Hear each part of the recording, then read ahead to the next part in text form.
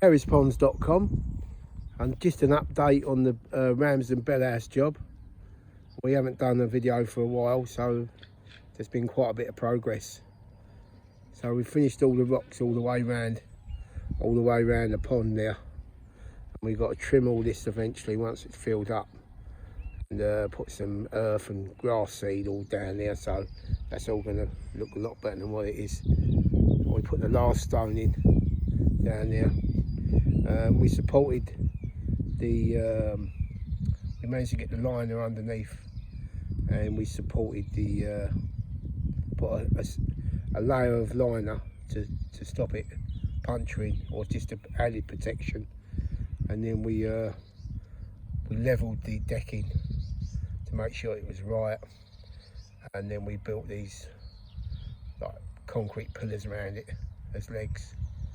We treated the timber, even though it's pressure dried timber already, and it seemed quite good after 15 years, so we decided that it didn't need replacing, so it's all solid. So that's that. So all the decking's done, and we've obviously got to clean it all, over it and jet wash it all. These are all the pumps. We've got to see if they're all working. The lady says they are, but one of them's been disconnected, so we've got to work on them, and we're going to run a big 2-inch off of that. It's going to run, both these pumps are going to run this water feature that we put together.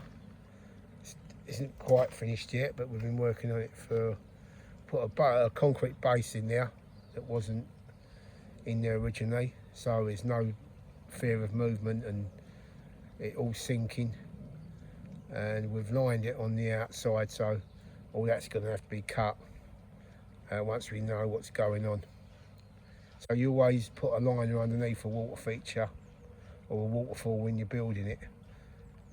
It's very hard to make something look very natural and also waterproof. So you can go so far with it, but there's always going to be a little bit of trickle or water or drip. So the idea of the liner is so it all runs under the liner and back into the pond, as long as the majority of the water is going over the waterfall or the water feature. So that's what you have to do. So I've been working on that. So these are the pipes that we brought up. We've put 4 of them in there, and we've done them in such a way that you ain't going to see them. There's obviously, when the water's full up, there's a little one down there and under there, if you can see it.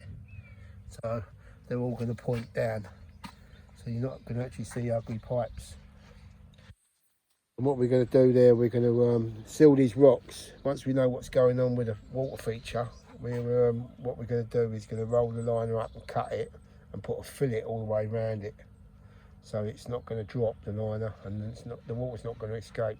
And all these rocks we've got left, we're going to decorate it all the way around the pond, hiding the liner and the pipes. So that's basically it. That's the progress so far. Has gone over time, but when you're doing a job this big, there's always something you can't see, and it adds days to the job.